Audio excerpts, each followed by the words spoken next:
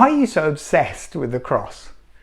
That was a question a friend of mine asked me as we walked out of church. I'd only been a Christian a few weeks. I'd invited him along to this evening service. I think it might have been his first experience of church. And he said to me, "Why are you so obsessed with the cross?" And I said to him, what do you mean? And he said, everywhere in that building, all I could see was images of a crucifix. And he was right. Above the door as you walked in, there was a bright lit one at night of a cross, and in the foyer, in all these little kind of annex, there was statues of the cross. And then when you moved into the main auditorium, this was an old traditional Anglican church, there was all these stained glass windows depicting Jesus' death, a very dramatic and graphic one ultimately with him on his crucifix. My friend's question is right, isn't it? Why are we so obsessed with the cross? We've made Jesus' crucifix the main symbol of Christianity across all traditions of Christianity. Not a rock to talk about his resurrection, or a book to remember his teaching, or even the symbol of the dove is secondary to talk about Jesus' giving of the Holy Spirit. It's the crucifix we put at the centre as our symbol. And of course, it's also our main ritual. I think that evening with my friend, we'd had communion, and I remember out of the corner of my eye watching as he'd declined to participate, and him asking me afterwards, I couldn't believe the priest was telling us that we needed to eat Jesus' body and drink Jesus' blood. Why are you celebrating Jesus' death? But you see, I think it's absolutely right that we are obsessed with Jesus' death on the cross. What we're going to do over the next 4 sessions, whether you're doing it as a small group or reflecting on your own, is have a look at 4 main accomplishments of the cross. There's a reason why the word crux, taken from the word crucifixion, means the most important or most decisive thing about a matter. The crucifixion of Jesus is the crux of Christianity in 4 different ways. First of all, the Bible tells us it's how we see God. It's how God reveals himself to us. Secondly, we're told it's how God rescues us, brings salvation into our lives. Thirdly, we're told Jesus' death on the cross is his victory over Satan and evil. It's how he rules. And lastly, fourthly, we're told that it's how God demonstrates to us the way that we're to live. We're to have a cross-shaped life. It's our role model of following Jesus. It's why the great John Stott can write that no theology is genuinely Christian which does not arise from and focus on the cross. So these 4 sessions, what I'll try and do is just to do an introduction to what we're going to look at and think about. But the main work is going to be done by you as you talk about it in your small group, or just reflect or journal on your own and see what God is teaching you. So in this first session, we're going to have a think about how the death of Jesus, his crucifixion, is the revelation of God. That Jesus' death on the cross is actually the primary and fullest way that God has chosen to show himself to us. That if we look at the cross and understand the cross as the Bible teaches it, and through Holy Spirit inspired eyes, then we will see God more fully there than anywhere else. That we'll see God more fully in the death of Jesus than at any other point in Jesus' own life or in the story of the Bible, and we'll see God more fully at Jesus' death than any experience we might be able to have today as we follow him. That is the place that God is most shown to us. Now, the way we're going to have to think about how the cross reveals God to us most fully is through 3 main words. The words glory, the words justice, and the word love. So let's start with this word glory. The word glory means something like excellence put on display. It means the most wonderful attribute about someone made public for all to see. So think for a moment of the Oscars. That presenter's there holding her envelope, and she tears it open and she reads out a name. While the envelope is still sealed, that actor or actresses or producer or director, their brilliance, their skill is not known to anybody. But the moment it's ripped open and their name is read out, suddenly their glory is made known. What is brilliant and excellent about them is made known publicly for everyone to see. That's what the word glory means. Their glory is revealed. Or imagine for a moment you're watching your favourite football team and a young striker that you've not seen play before is substituted on, and within a couple of minutes they trap the ball, they're amazingly skillful, weave through the defenders, and they strike a clear volley that cascades into the back of the net, the goalkeeper's fingers nowhere near stopping it. Well, up until that moment you did not know how brilliantly skillful that young player was. It was hidden from you. But with the scoring of that goal, their glory is made known. Suddenly it's publicly visible how excellent they are. See, that's what the word glory means. The thing that is most wonderful about someone being made known for everybody to see. And Jesus' death on the cross shows us God's glory. It shows us what is most excellent about God. What is most praiseworthy about God is most fully put on display as we look at Jesus' death. It's why John Calvin, the great Christian teacher from yesteryear, can write this. He says, "For in the cross of Christ, as in splendid theatre, the incomparable goodness of God is set before the world. The glory of God shines never more brightly than in the cross."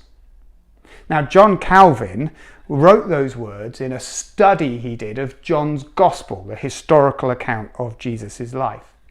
He's actually talking about the 3 times that John, the writer of John's Gospel, uses the phrase lifted up to describe Jesus' death. And that phrase lifted up can mean physically lifted above other people, which is exactly what happened as Jesus is lifted physically on the cross. But its second meaning is someone being lifted up in praise or adoration or exaltation. And John is saying Jesus' death on the cross is both. He's lifted physically up, yes, but also at that moment he's lifted up for everyone to praise and exalt and to see God. Now, John, the writer of that gospel account, knows that God's glory is shown in other ways as well.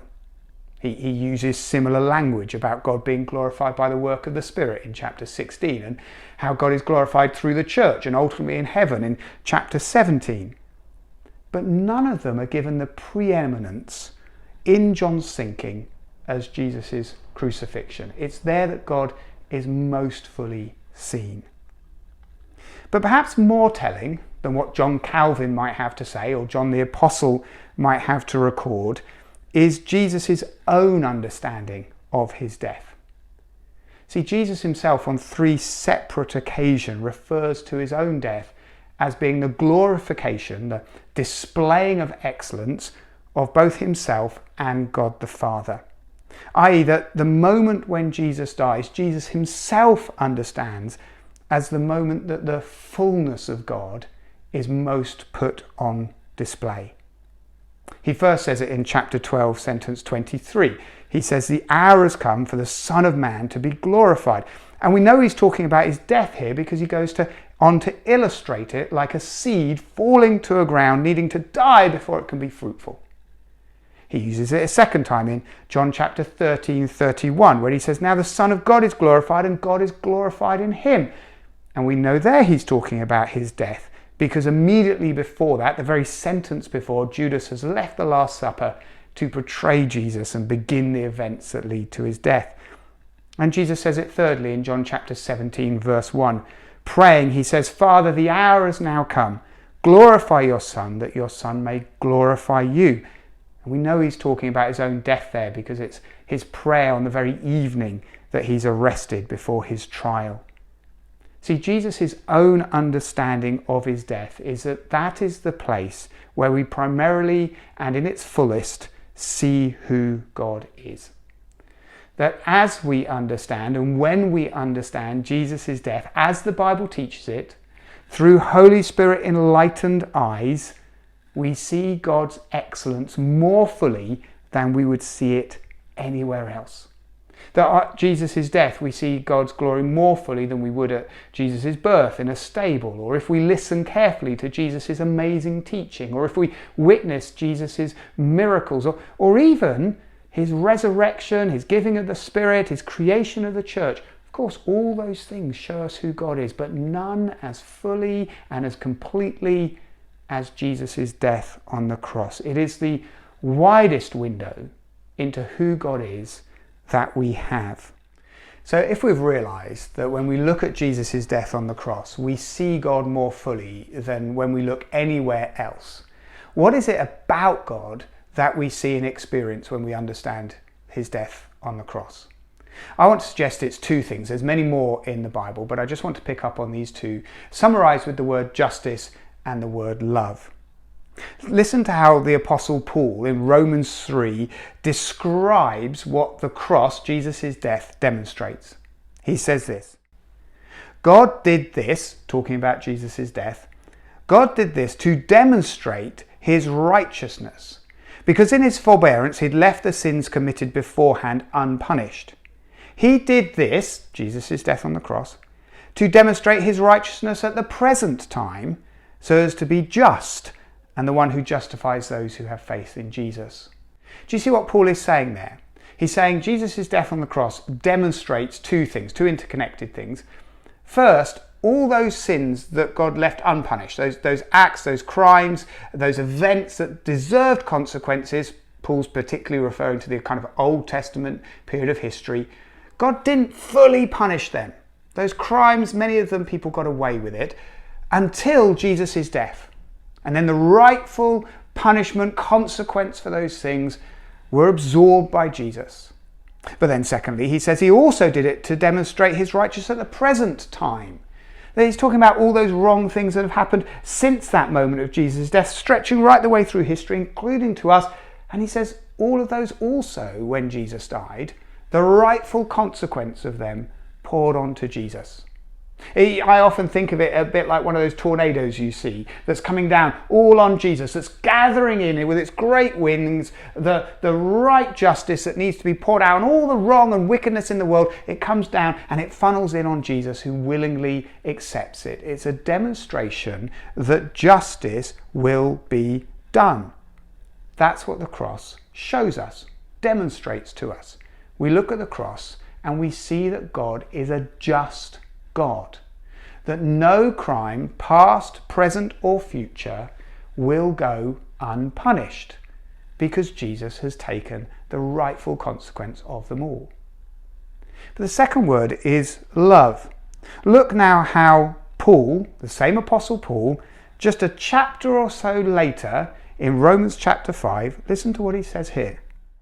He says, "But God demonstrates his own love for us in this: while we were still sinners, Christ died for us." You see, Paul uses that same word, demonstrates. But here now he's saying Jesus' death on the cross demonstrates God's love for us. That in Romans 3 and Romans 5, both of us tell us the cross demonstrates something about God.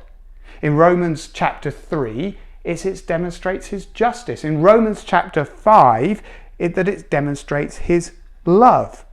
See, Paul has no difficulty in allowing the cross to be both the perfect display of God's justice as sin is punished, and the perfect display of God's love as sinners are forgiven. That as Jesus experiences God's justice, we experience God's love. Some people have described this as a divine substitution being orchestrated. That a divine substitution is orchestrated as Jesus accepts what should be ours, justice, and we are offered what is rightfully his, love. And both of those are most fully, most completely displayed at the cross. And that's what I'm going to invite you to dig into a little bit in your reflection, your discussion just now.